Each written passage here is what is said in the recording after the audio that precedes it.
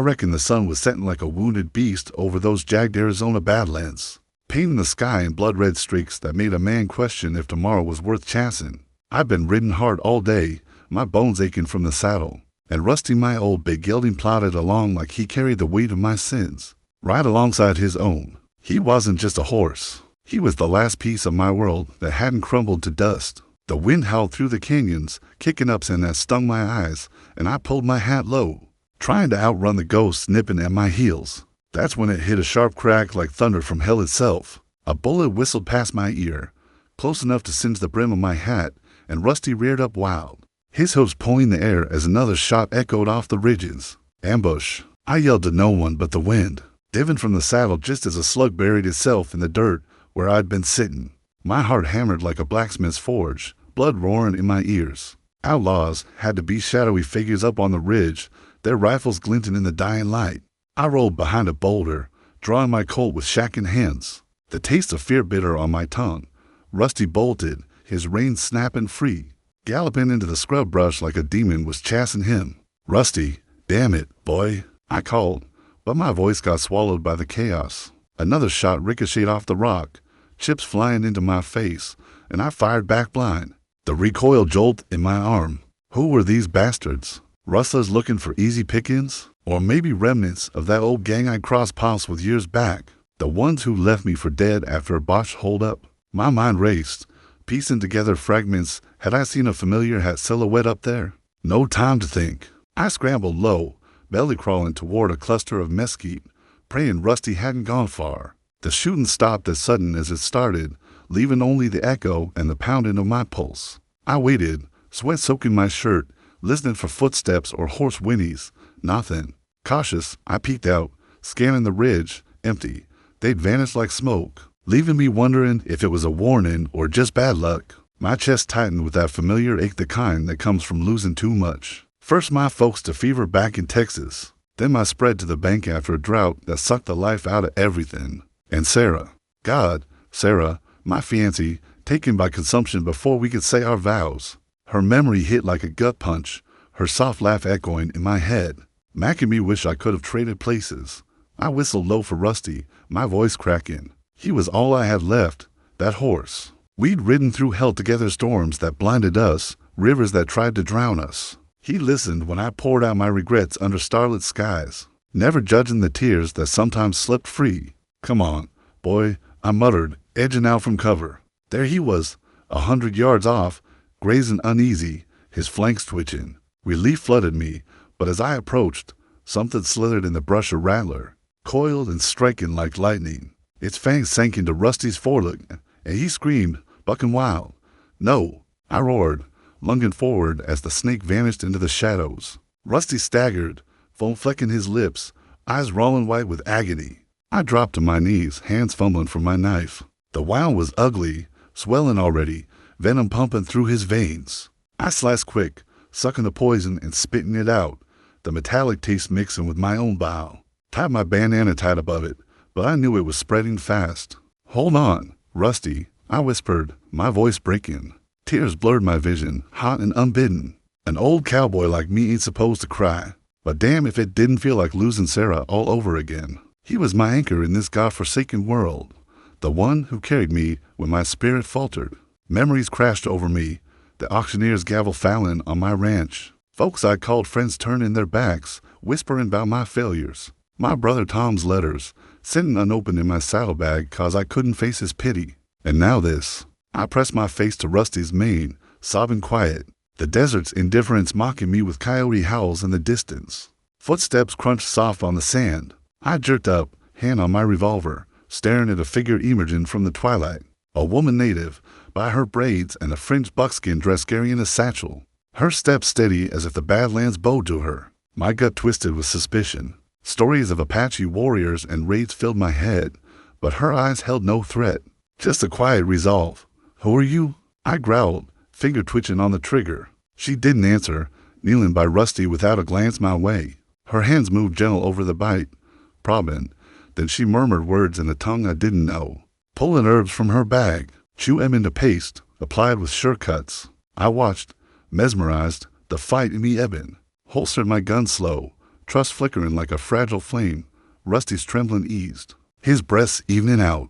I let out a ragged sigh, relief washing over me. Night fell heavy, and she built a fire, flames dancing shadows on her face-high cheekbones, scars faint on her wrists, speaking of chains or battles long past. She carried pain, same as me, obliged. I said gruff, sitting across. Silence wrapped us, comfortable somehow. Animals feel our hurts, she said soft, voice like wind through pines. I nodded, confessing, he's like family, only one who sticks. Her eyes met mine, a spark jumping, understanding.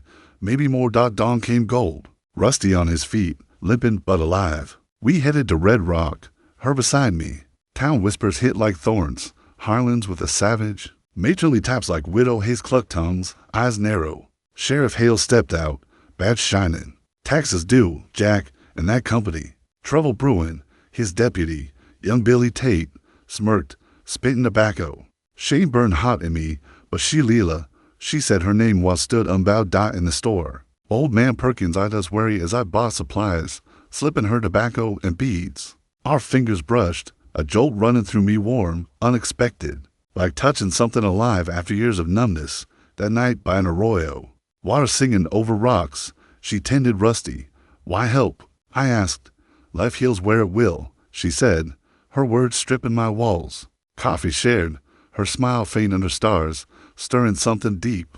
Wolves howled, but then hooves three rustlers, drunk and mean, guns out. Hand over the horse, Harlan. Panic gripped me, but Leela stood fierce. A shot grazed my arm, blood hot. Fury rose. I fired back, dropping one, the rest fleeing. She bandaged me, touch lingering, pulling me closer. We pushed south, a sandstorm hitting fierce. Winds howling. I shielded her, hands clasped, trust building. Emerging, a canyon loomed, whispers of treasure my old map, cryptic notes. Thou crept, was she after it? Tension built, pushing us apart, pulling back. Midnight. Jumpers attacked, guns blaseen. I fought gritty, down into. Layla confessed her tribe's artifact. Doubt's gone, bonds stronger. Deeper in, floodwaters raged, sweeping Rusty. I dove in, near drowning. She roped us out. By fire, I shared Sarah's loss. She her people's. Intimacy grew. Near an outlaw den, betrayal my old pal Zeke turned traitor. Explosive set. Blast shook us. Chase ensued, ended in showdown. I faced him. Shots drew, victorious but wounded. She held me, tears mixing, love whispering. Healing in a cabin. Confessions flowed, love declared. Back to Red Rock, we defied him, inspiring change. But that was just the beginning. The Badlands held more secrets, and my heart, once shattered, beat fierce for her. I woke to the faint crackle of embers dying in the cabin hearth, my body aching like it had been dragged through a stampede. Lila's hand rested light on my chest, her breath steady in sleep, but my mind raced like a wild Mustang. The showdown with Zeke still echoed, his betrayal cut deeper than the bullet scar on my shoulder. Why'd he turn? Greed for that map, sure, but there was something darker. A grudge from our gambling days I'd long buried. And Lila, her confession about the artifact tied to her Navajo kinfolk stirred questions. Was our meeting fate, or had she tracked me? The thought gnawed, pushing doubt into the cracks of my growing affection. Morning light filtered through the chinks in the logs, painting her face soft. She stirred, eyes opening like dawn over the mesa's dark, knowing. You're thinking aloud, Jack, she said, voice husky with sleep. I managed a grin, but it felt forced. Just wondering how a woman like you ends up saving a fool like me. She sat up, braids falling over her shoulders, and traced the scar on my arm with a finger. Fools see only shadows. Warriors see the light beyond. Her touch sent warmth spreading, but I pulled away slight, testing the waters. And that artifact, your people's. How'd you know about my map? Her expression shifted, a flicker of hurt, then resolve. Stories travel on the wind. My grandmother spoke of a sacred stone, stolen by settlers. When I saw your satchel markings, it called, suspicion lingered, but her eyes held truth, pulling me back. We broke camp quiet, Rusty nickered grateful as we saddled up. The Badlands stretched endless, red rock towers like silent sentinels, hiding who knows what. As we rode, a distant plume of dust caught my eye riders, or just the wind playing tricks. I kept it to myself, not wanting to alarm her, but my hand hovered near my Colt. Red Rock loomed by midday, its wooden facades baked under the sun. Folks stared harder this time, whispers turned into murmurs. Widow Hayes crossed the street quick, clutching her shawl like we carried plague. Billy Tate, the deputy, leaned against the saloon hitching post, chewing a matchstick with a smirk. Back so soon, Harlan? Sheriff ain't forgot them taxes. And her. He nodded at Leela, eyes lingering too long. Anger flared in me, hot and protective. Mind your tongue, boy, I snapped, dismounting. Leela touched my arm, calming. Words are wind. Let them blow. Inside the mercantile, Perkins grumbled as I paid for ammo and jerky. Heard about that ruckus down south. Outlaws, or you stirring trouble? His gaze slid to Leela. Best watch who you ride with. I clenched my jaw. But a new voice cut in Emma Riley, the schoolmarm, stacking books on the counter. She was a spitfire, widowed young, with fiery red hair and a tongue sharper than a Bowie knife. Oh, leave MB Perkins. World's big enough for all kinds. She smiled at Leela, genuine like. I'm Emma. You got a name, stranger? Leela nodded. Leela. Emma's eyes sparkled. Well, Leela, if you need a place to rest, my boarding house is open. Jack here could use some civilizing. I flushed, but it lightened the air. Adding a thread of normalcy, we stepped out, but trouble brewed. Sheriff Hale waited with 2 deputies, arms crossed. Harlan, we got reports of shooting near the canyon. You involved. His mustache twitched, eyes hard on Leela. And there's talk of stolen goods artifacts, they say. My stomach dropped. Who talked? Zeke's kin? Or someone closer? Ain't none of your concern. I said even, but inside, panic swirled. Leela stiffened, her hand slipped into her satchel. Hale stepped closer. Make it mine. Hand over that map, or I'll haul you both in. Tension crackled like dry lightning. Billy drew his pistol slow, grinning. Come on, Injun lover. The street hushed, folks peeking from windows. My mind raced fight or flee, but Emma burst from the store. Sheriff, you got no proof. Jack's a good man, down on luck. Hale hesitated, crowd murmuring. Fine, but clear out by sundown. We mounted quick, ridden out with eyes burning our backs. Why protect us? I asked Emma later, her joining us brief on the trail. She laughed bitter. Lost my husband to prejudice. Ain't letting it claim more.